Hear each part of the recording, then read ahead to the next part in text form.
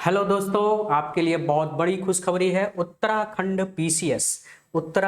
PCS का form आ गया है। जो बच्चे इंतजार कर रहे थे उत्तराखंड पीसीएस की, तो उत्तराखंड पीसीएस का आप देख पा रहे हैं कि उत्तराखंड लोक सेवा आयोग हरिद्वार द्वारा नोटिफिकेशन एक जारी कर दिया गया है 189 पोस्ट के लिए। यहाँ पर हम पूरा सभी जानकारी, कुल कितने पद हैं, आवेदन की तिथि कब तक होगी, परीक्षा की तिथि क्या है, प्री मेंस सिलेबस में क्या है, कैसे हम तैयारी करेंगे और बेस्ट स्ट्रेटजी हमारी क्या होनी चाहिए ताकि हम अच्छे से प्रिपरेशन यानी तैयारी कर सकें। ठीक है, तो अब आप तैयार हो जाइए उत्तराखंड पीसीएस के लिए, और बिल्कुल यहाँ पर हम लोग एकदम अच्छे से आपको स्टडी करवाएंगे ताकि किसी को कोई दिक्कत ना हो। ठीक है, तो बात कर लेते हैं पहले नोटिफिकेशन की। उत्तराखंड पीसीएस का जो फॉर्म आया है, तो इसको आप थोड़ा सा देख लें। इसको मैं बड़ा करने की कोशिश करता हूं। तो ये थोड़ा सा ये मैंने बड़ा कर दिया। तो ये आप देख पा रहे हैं विज्ञापन उत्तराखंड लोक सेवा आयोग, सभी को विजिबल हो रहा है, कोई दिक्कत यहाँ पर। ठीक है, तो विज्ञापन की जो प्रारंभ तिथि है वह 12 मार्च। ठीक है, सही हो जा भाई। तो 14 मार्च यहाँ पर विज्ञापन की जो है तिथि है, जो नोटिफिकेशन में दिया गया है। ठीक है, आवेदन की अंतिम तिथि जो है 3 अप्रैल है भाई। कितना है? 3 अप्रैल है, ध्यान में रखेंगे। 3 अप्रैल आवेदन की लास्ट डेट है, तो 3 अप्रैल का आप वेट न करें, 3 अप्रैल से पहले पहले आप फॉर्म जो है जरूर फिल कर लें। और अगर फॉर्म भरते समय आपने कोई गलती की है तो उसमें त्रुटि या परिवर्तन करने के लिए 8 अप्रैल से लेकर के 18 अप्रैल तक यह आप कर सकते हैं। ठीक है, तो 8 अप्रैल से 18 अप्रैल में अगर आपने फॉर्म भरते समय कोई त्रुटि कर दिया है तो वो आप कर सकते हैं। ठीक है, जो कि आपके उत्तराखंड सम्मिलित राज्य एवं प्रवर अधीनस्थ सेवा, बहुत से लोग इंतजार कर रहे थे उत्तराखंड पीसीएस की। ठीक है, तो इसके लिए वैकेंसी नोटिफिकेशन आ चुका है। हम यहाँ पर पूरी जानकारी के साथ यहाँ पर आपके लिए हैं। ठीक है, और क्रम से हम लोग देखते जाएंगे। ठीक है, क्रम से हम लोग यहाँ पर देखते जाएंगे।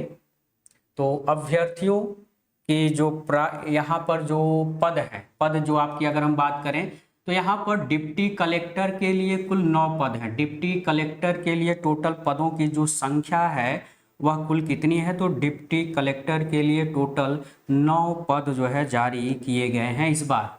तो 9 पद डिप्टी कलेक्टर के लिए हैं। पुलिस उपाध्यक्ष यानी डीएसपी के जो पोस्ट हैं वह 17 पोस्ट हैं। जिला कमांडेंट होमगार्ड्स के लिए 5 पोस्ट है। सहायक संभागीय परिवहन अधिकारी के लिए 1 पोस्ट है। जिला पंचायत राज अधिकारी के लिए 1 पोस्ट है। और कार्य अधिकारी जिला पंचायत के लिए 1 पोस्ट है। जिला ग्रामोद्योग अधिकारी के लिए यानी जो एमएसएमई में जो अधिकारी नियुक्त होते हैं उनके लिए 6 पोस्ट है। उप शिक्षा अधिकारी के लिए 58 पोस्ट है। यहाँ पर सबसे ज़्यादा जो पोस्ट है वह उप शिक्षा अधिकारी, किनके लिए क्या क्या यहाँ पर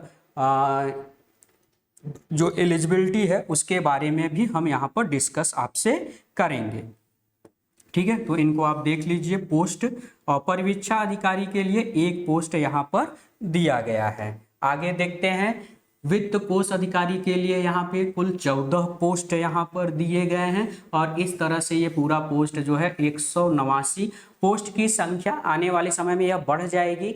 बढ़ और घट दोनों सकते हैं, लेकिन घटती कभी नहीं है, बढ़ती है पोस्ट। तो मान के चलिए 210 220 के आसपास जैसे जैसे समय बीतता जाएगा यह हो जाएगा।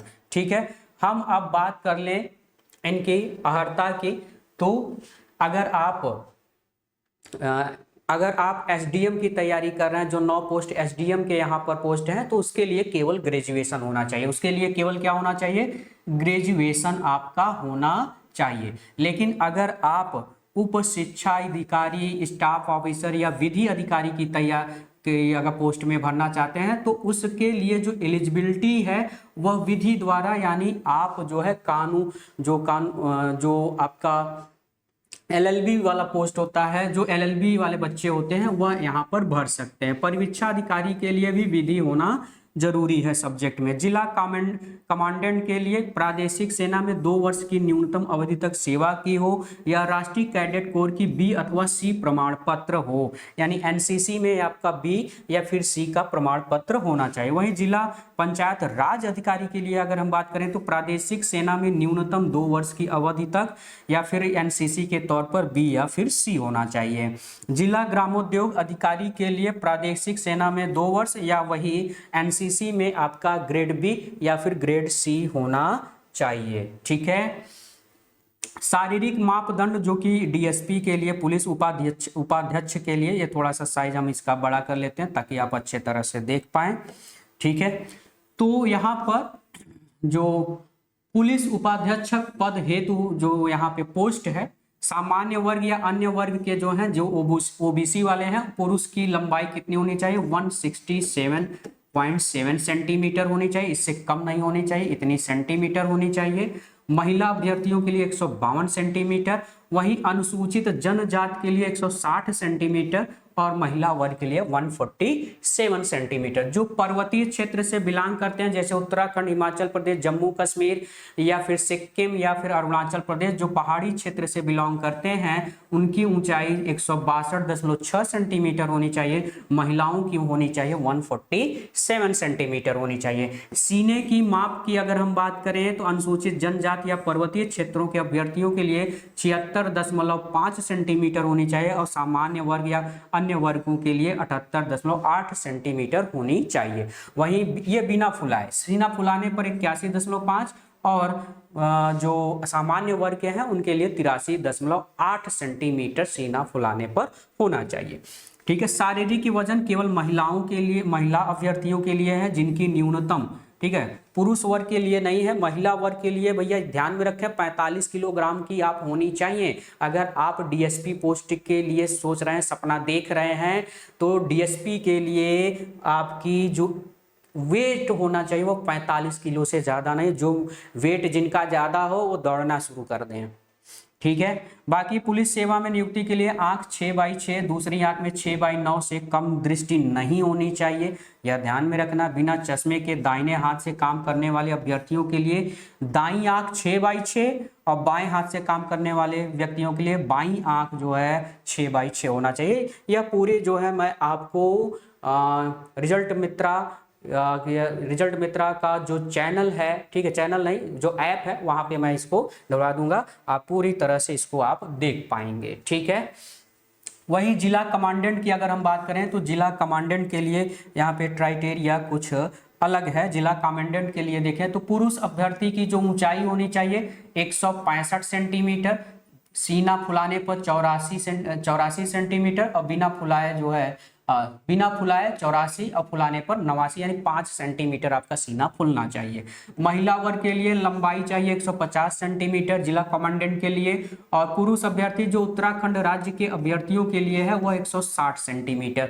जो उत्तराखंड के लोग हैं, जो निवासी उत्तराखंड के हैं, उनके लिए 160 सेंटीमीटर है, और अगर आप उत्तर प्रदेश से हैं, बिहार से या किसी अन्य राज्य से हैं तो आपके लिए जो पुरुष वर्ग है 165 सेंटीमीटर होनी चाहिए। ठीक है। और बाकी इनमें सीने में कोई छूट नहीं है, जो अन्य राज्यों के लिए है वही उत्तराखंड राज्यों के लिए है। ठीक है। आयु सीमा में यहाँ पर निर्देश दिया गया है, ये आप देख लेंगे कि उत्तराखंड में किस तरह से आयु सीमा यहाँ पर दी जाती है। तो यहाँ पे थोड़ा सा बस इतना जान लीजिए कि जो अनुसूचित जाति है, अनुसूचित जनजाति है, कहाँ के? उत्तराखंड के, ध्यान में रखें उत्तराखंड। अदर राज्य के बच्चों को, अदर राज्य के लड़कों को यहाँ पे आयु सीमा में कोई छूट नहीं दी जाएगी, और जो उत्तराखंड के लोग हैं उनको 5 वर्ष की जो है छूट दी जाएगी। ठीक है। तो ये चीजें जो है आप ध्यान में रखेंगे। चले, बाकी यहाँ पे और भी छूट दिया है, आप इनको देख सकते हैं। चलिए अब हम बात कर लेते हैं इनके, ठीक है, वैवाहिक स्थिति वगैरह ये सब आप जो है पढ़ लेंगे क्या क्या है। ठीक है। केवल मेन चीजें हम यहाँ पर जो है, और अप्लाई करना अभी से शुरू कर दीजिए। 3 अप्रैल का वेट मत करिए, क्योंकि अभी होली है बीच में। 3 अप्रैल कब आ जाएगा, फिर आपका सर्वर हो जाएगा बिजी और आप फॉर्म भर नहीं पाएंगे। ठीक है। तो जो अनरिजर्व फॉर्म के लिए है 150 रुपए लग रहा है उसके फॉर्म के लिए, ठीक है। यानी प्रोसेसिंग जो शुल्क है वो यानी कुल मिलाकर 172 रुपए 30 पैसे जो है शुल्क आपको लग रहा है, ठीक है। वहीं उत्तराखंड के अन्य पिछड़ा वर्ग के लिए जो है यहाँ पर 172 उनके लिए भी है। उत्तराखंड जो अनुसूचित जाति है या जनजाति है उनके लिए 82 रुपए है, ये आप देख लीजिएगा, ठीक है। चले अब हम बात कर लेते हैं यह जो है परीक्षा किस तरह से कंडक्ट कराई जाएगी। तो परीक्षा 3 चरणों में होगी। परीक्षा यहाँ पर 3 चरण में आयोजित किया जाएगा। परीक्षा का जो शेड्यूल है 3 चरण में, प्रारंभिक परीक्षा, मुख्य परीक्षा और जो है आपका इंटरव्यू साक्षात्कार। तो प्रारंभिक जो परीक्षा है यह एक स्क्रीनिंग एग्जामिनेशन होता है, यानी छटनी परीक्षा होता है जिसमें अभ्यर्थियों को छांटा जाता है। और फिर वह मुख्य परीक्षा और साक्षात्कार के लिए इंटरव्यू के साथ जो है, यानी जो आपका मुख्य अंक जो जुड़ता है वह मुख्य परीक्षा और साक्षात्कार के लिए ही आपका अंक जुड़ेगा। यानी प्री का जो नंबर होता है वह नहीं जुड़ता है, प्री का जो नंबर होगा वह नहीं जुड़ेगा, ठीक है। प्रारंभिक परीक्षा में द्वितीय प्रश्न पत्र जो 2 पेपर होंगे, एक सीसैट का जैसे आप यूपीएससी में देते हैं, एक पेपर आपका जीएस का होता है, जीएस पेपर या पेपर 1 और जीएस पेपर 2। तो जीएस पेपर 1 आपका जो जितने भी है इतिहास भूगोल उन सबसे प्रश्न रहता है, और जीएस पेपर 2 जो होता है वो सीसैट से संबंधित होता है। सीसैट का जो नेचर होगा वह वहां पे आपको 33%, कितना, केवल 33% अंक प्राप्त करना है, यानी यह एक क्वालिफाइंग है। तो पहले पेपर 2 ही चेक होता है, अगर इसमें आप पास नहीं हुए तो दूसरा पेपर आपका चेक भी नहीं होगा। तो इसका मतलब यह नहीं कि पढ़ना नहीं है। प्रारंभिक परीक्षा, मुख्य परीक्षा में कैलकुलेटर वर्जित है, ये बाकी सभी जो है आप ठीक है पढ़ लेंगे जो चीजें हैं। मुख्य परीक्षा, तो मुख्य परीक्षा जो सफल प्रारंभिक परीक्षा में सफल होंगे वही मुख्य परीक्षा में आएंगे। अब थोड़ा सा हम लोग यहाँ पे बात कर लेते हैं, ठीक है, ये यहाँ पर, ठीक है। इस प्रश्न में यहाँ पे माइनस मार्किंग भी है, ध्यान में रखेंगे, माइनस मार्किंग भी। उत्तराखंड पहले नहीं था लेकिन अब जो है उत्तराखंड में माइनस मार्किंग जो है लागू कर दिया गया है, ठीक है। तो अब हम लोग आ जाते हैं यहाँ पर। आपका जब सेंटर भरिएगा तो सेंटर भरते समय आपको ध्यान में रखना है, कई लोग बहुत दूर भर देते हैं, बाद में उनको जाने में परेशानी होता है, एग्जाम उनका छूट जाता है। तो आप देख लीजिए कहाँ आपका नजदीक पड़ेगा। अगर आप उत्तर प्रदेश के हैं तो कौन सा जिला, उत्तराखंड का चूंकि उत्तराखंड में होगा, अल्मोड़ा, रानीखेत, चंपावत, पिथौरागढ़, नैनीताल, रामनगर, हल्द्वानी, रुद्रपुर, काशीपुर, खटीमा, बागेश्वर, पौड़ी, श्रीनगर, कोटेद्वार, गोपेश्वर, कर्णप्रयाग, नई टिहरी, ठीक है, रुद्रप्रयाग, उत्तरकाशी, बेडकोट, देहरादून, विकासनगर, ऋषिकेश, हरिद्वार, लक्सर और जो है रुड़की, ये इतने सेंटर बनाए गए हैं। इन सेंटरों पे कहीं भी आप भर दीजिएगा। अगर घूमने के पर्पज से जा रहे हैं नैनीताल भर दीजिएगा, आपको वहाँ पे गर्मी के समय भी आपका एग्जाम होगा, वहाँ ठंडा भी रहेगा, आप सुकून से पेपर दे पाएंगे। चलें अब हम बात कर लेते हैं, यह 3 चरणों में आपका परीक्षा होगा, प्रारंभिक परीक्षा, मुख्य परीक्षा और साक्षात्कार। प्रथम जो प्रश्न पत्र है वह सामान्य अध्ययन का होगा, 150 प्रश्न पूछे जाएंगे भैया, 150 अंक का पूछा जाएगा, 2 ही घंटे होगा पेपर, 2 ही घंटे होगा, इसलिए बहुत अच्छे से पढ़िएगा, ठीक है। प्रश्न पत्र जो द्वितीय है उसमें 100 प्रश्न पूछे जाएंगे, 1.5 अंक का होगा, 150 नंबर का होगा, 100 प्रश्न 150 यानी 1.5 अंक का एक, ये भी 2 घंटे का होगा। तो 2 और 2 4 घंटे का टोटल पेपर है, ठीक है, लगातार नहीं होगा, बीच में गैपिंग रहेगा। 300 नंबर का आपका यह पेपर होने वाला है, क्लियर है, ठीक है। यहाँ पर 1/4, जैसे यूपीएससी में 1/3 काटा जाता है, तो यहाँ पर आपका काट दिया जाएगा, 1/4 काट दिया जाएगा। अगर आपने एक प्रश्न गलत किया तो सही प्रश्न वाले में से 1/4 यानी 0.25 अंक क्या होगा, काट लिया जाएगा, ठीक है। मुख्य परीक्षा की अगर हम बात करें तो मुख्य परीक्षा यहाँ पर देखें तो मुख्य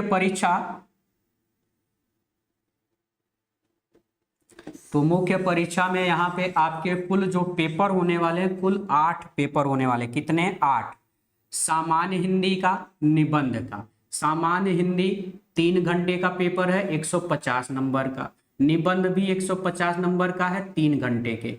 निबंध में 3 निबंध लिखने के लिए आते हैं, यानी वर्ग ए, वर्ग बी, वर्ग सी में चार चार जो है चार जो है टॉपिक दिए रहेंगे, उस चार में से जैसे वर्ग ए दे दिया, वर्ग ए में 4 टॉपिक होगा, उसमें से एक ही आपको आंसर करना होगा, ठीक है, मतलब एक ही का आपको निबंध लिखना होगा। उसी तरह से वर्ग बी में भी 4 टॉपिक के होंगे, 4 टॉपिक में से किसी एक टॉपिक पर आपको निबंध लिखना होगा 700 से 800 शब्दों में, ठीक है। सामान्य अध्ययन पेपर 1, तो सामान्य अध्ययन में भारतीय विरासत, संस्कृत, विश्व का इतिहास, भूगोल और समाज, जो आप पढ़ते हो यूपीएससी के लिए वही सब पढ़ना है, कुछ अलग से नहीं पढ़ना है। अलग से क्या पढ़ना है वो मैं अभी आपको बताता हूँ।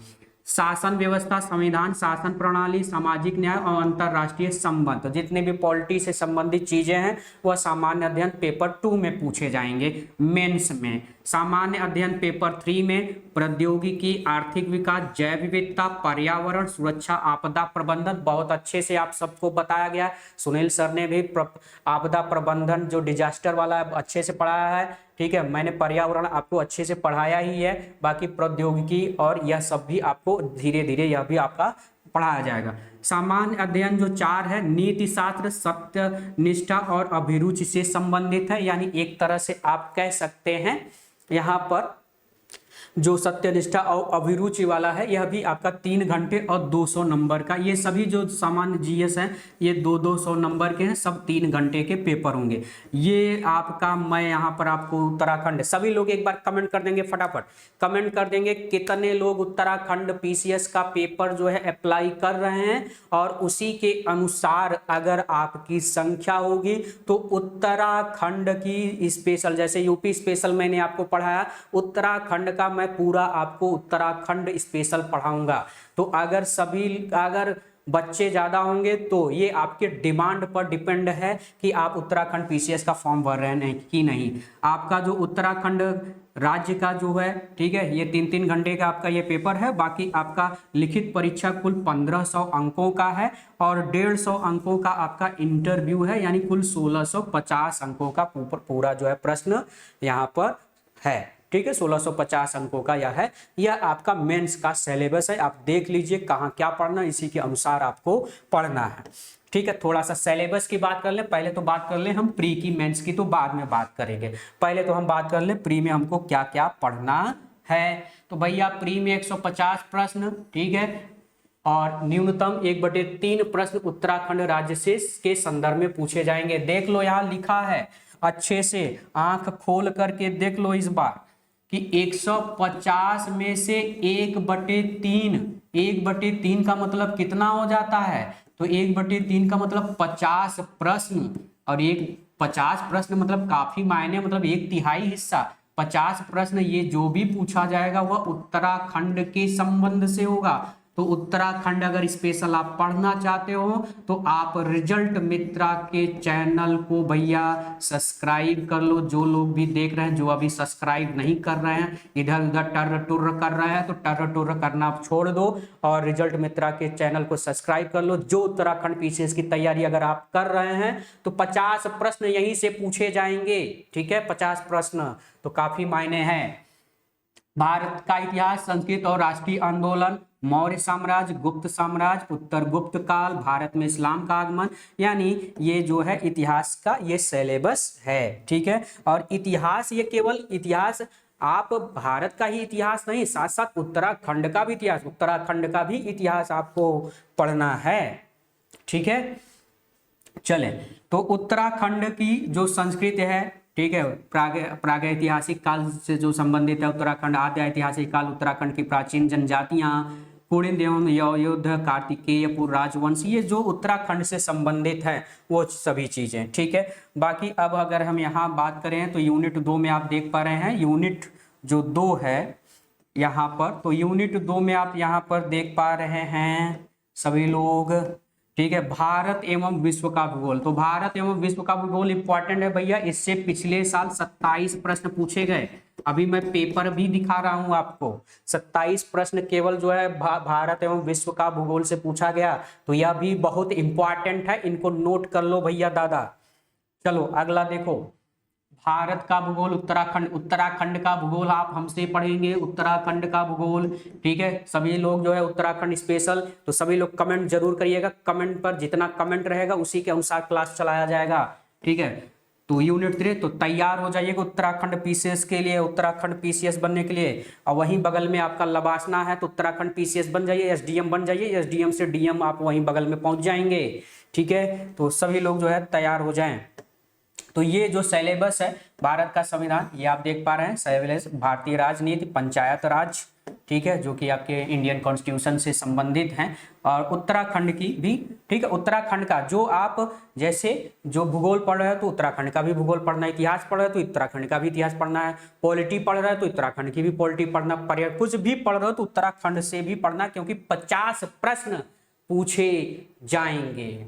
ठीक है, तो 50 प्रश्न पूछे जाएंगे। सामान्य एवं प्रौद्योगिकी जो कि यूनिट 5 में, यहाँ पे सारा सिलेबस मैंने दिया है, एक बार सभी लोग जो है डाउनलोड कर लेंगे और आप जो है सिलेबस देख लेंगे। ठीक है, और ध्यान में रखेंगे जो करंट अफेयर वाला सेक्शन है, करंट अफेयर लगातार पढ़ते रहिए, अभय सर बहुत अच्छे यहाँ पर पढ़ा रहे हैं और बिल्कुल भी क्लास को मिस न करें। ठीक है, तो अभय सर वाली जो क्लास है लगातार आप लेते रहिए। करंट अफेयर से प्रश्न जो है पिछली बार 21 प्रश्न पूछे गए थे मेरे भैया दादा, ना 21 प्रश्न नहीं, सॉरी 17 प्रश्न जो है पूछे गए थे। कितने प्रश्न पूछे गए थे? 17 प्रश्न पूछे गए थे पिछली बार उत्तराखंड के पीसीएस एग्जाम में। ठीक है, बाकी ये मेंस का सिलेबस है, मेंस का सिलेबस यह आप देख लीजिए, बाकी मैंने आपको बता ही दिया। मेंस का सिलेबस हम लोग जब मेंस आएगा तब हम लोग यहाँ पे बात करेंगे। मैं यहाँ पर इस आपके लिए यह सारा इंक्लूड करवा दे रहा हूँ ताकि जो है आप इनको देख पाएं।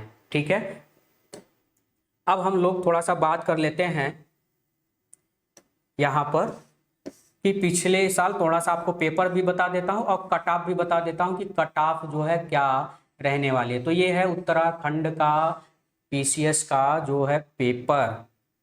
ठीक है, तो ये रहा आपके उत्तराखंड का पीसीएस, ये पिछली बार के उत्तराखंड पीसीएस का पेपर है जो पिछली बार हुआ था एग्जाम में, तो उनको थोड़ा सा आप देख लें। यहाँ पे मैं आपको अच्छे तरह से दिखा दे रहा हूँ कहाँ से कितने जो है प्रश्न पूछे गए हैं। ठीक है, भारत में सब बहुत सिंपल प्रश्न आते हैं, बहुत ही सिंपल प्रश्न आते हैं मेरे भैया, बहुत ही सिंपल प्रश्न आते हैं, बहुत हार्ड नहीं आता है, बहुत आपको इसमें लड़ाई नहीं करनी है। निम्नलिखित में से कौन सा देश अफ्रीका महाद्वीप में स्थित नहीं है? देखो कितना सिंपल है, हैं? तो भैया गैबन है, गुयाना है, गिनी है, गिनी बिसाऊ है, कौन सा नहीं है? तो ये सभी लोग कमेंट करो इस पर। भारत में सबसे लंबी धरातलीय पर्वत श्रृंखला पूर्वी घाट पश्चिमी घाट मिलते हैं, वह कौन सी पहाड़ी स्थित है? कितनी बार बताया है? नहीं बताऊंगा इसमें, है इतनी बार बता चुके हैं जो है सुनील सर भी कितनी बार बता चुके हैं। कौन सी जलधारा उत्तरी अटलांटिक महासागर में प्रवाहित नहीं होती? तो विश्व का दूसरा सबसे बड़ा द्वीप कौन सा है? निम्नलिखित में से कौन सा युग्म सही सुमेलित नहीं है? यहाँ पे कुछ घाटियां हैं जो ये दिया, खमसिन बोरा, ये जो है कुछ जनजातियां हैं, जनजातियों से संबंधित है विश्व के। निम्नलिखित में से कौन विश्व की दूसरी सबसे लंबी नदी है? कितना घटिया क्वेश्चन है, कितने छोटे प्रश्न पूछे हैं। चीनी का कटोरा किसे कहा जाता है? तो ये बताओ, इस तरह के प्रश्न जो है आपके एग्जाम में पूछे जाते हैं। कोडरमा किस खनिज के लिए प्रसिद्ध है? पता नहीं कितनी बार मैंने कराया। भारत का पिट्सबर्ग किसे कहा जाता है? माता टीला बांध किस नदी पर है? अरे सब तो बताया है, हैं?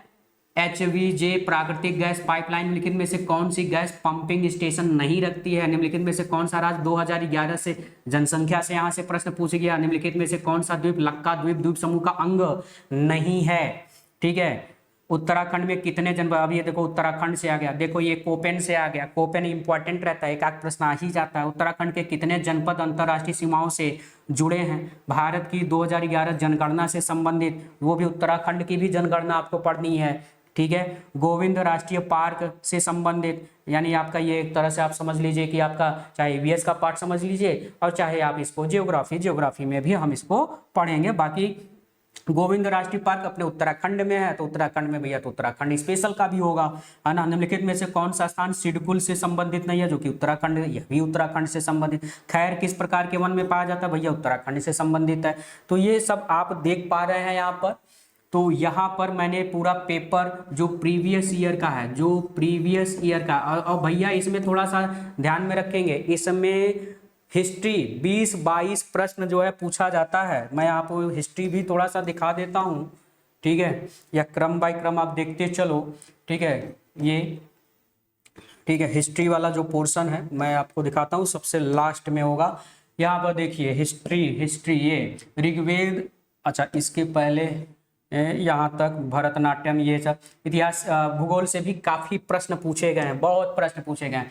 ऋग्वेद के सर्वाधिक मंत्र किस वैदिक से हैं? निम्नलिखित में से किस स्थान पर जैन परिषद का जो है आयोजन किया गया? निम्नलिखित में से किस नाटक की रचना हर्षवर्धन द्वारा की गई? निम्नलिखित में से कौन सा राजवंश महिला शासक रुद्रमा देवी से संबंधित है? तो इस तरह से आपके इतिहास से देखो 124 से 137, ठीक है, 124 से 137, फिर 138 से 150 तक, ठीक है, यहाँ तक नहीं है, यहाँ पे फिर आपका ये आ गया, ये यहाँ तक लगभग 20 से 22 प्रश्न जो है अच्छे खासे आपके इतिहास से आते हैं। इतिहास पे पकड़ बनाए रखना।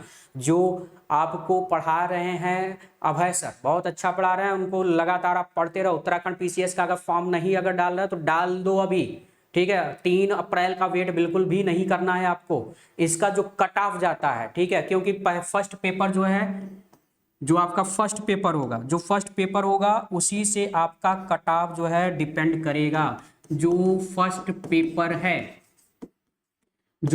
पेपर है उसी से आपका कट ऑफ बनेगा, ठीक है। जो सेकंड पेपर तो आपका क्वालिफाइंग नेचर का है। क्या है? क्वालिफाइंग नेचर का है, यानी उसमें आपको कम से कम 34 प्रश्न करने हैं मेरे भाई।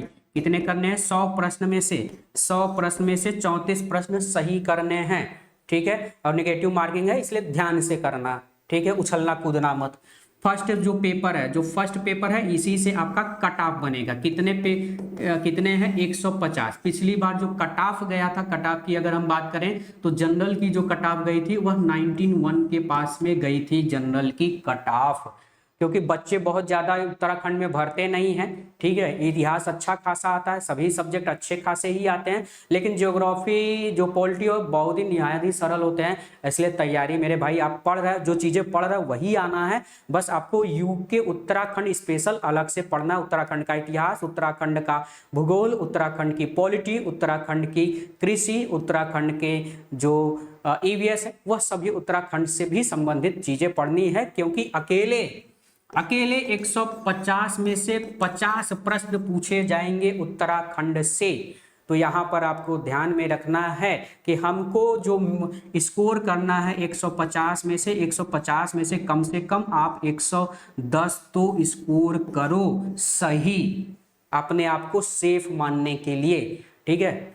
चलिए, तो ये बात आपको समझ में आ गई है। तो सभी लोग, भैया दीदी अम्मा, सभी लोग फॉर्म जो है जरूर भर दीजिएगा उत्तराखंड का। सभी से आग्रह है, सभी से रिक्वेस्ट है।